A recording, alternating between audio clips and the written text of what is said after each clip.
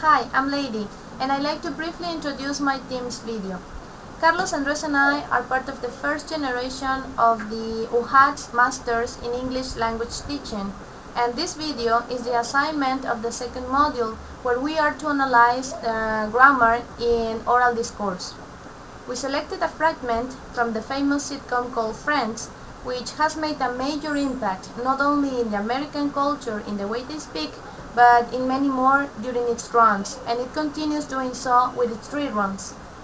The selected fragment belongs to the season opening in episode 8 of the first season. One of the main characters, Chandler, is in his coffee break when a coworker named Shilly enters the scene.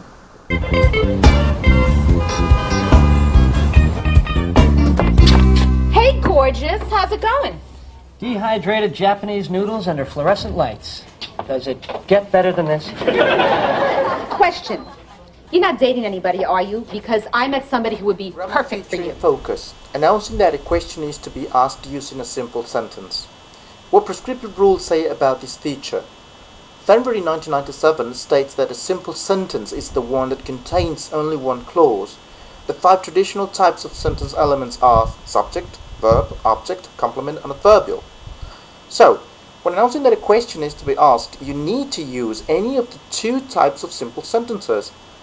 A. An affirmative sentence using a modal verb such as I would like to ask you a question, or B. Just an affirmative sentence such as I've got a question to ask or a question for you.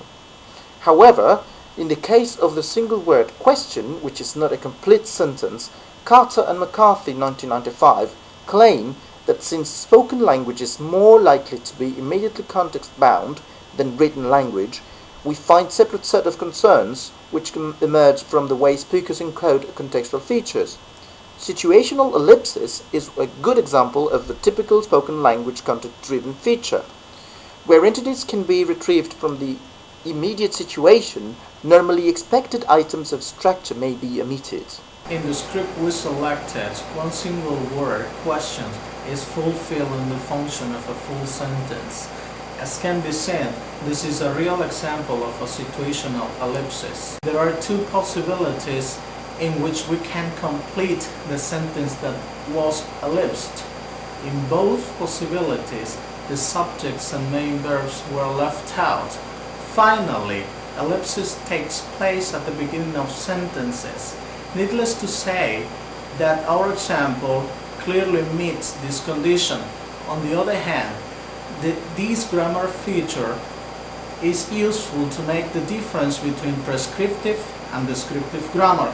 While prescriptive grammar clearly states that we should follow certain grammatical patterns when making a statement, descriptive grammar shows us that in real life, one single word can be enough.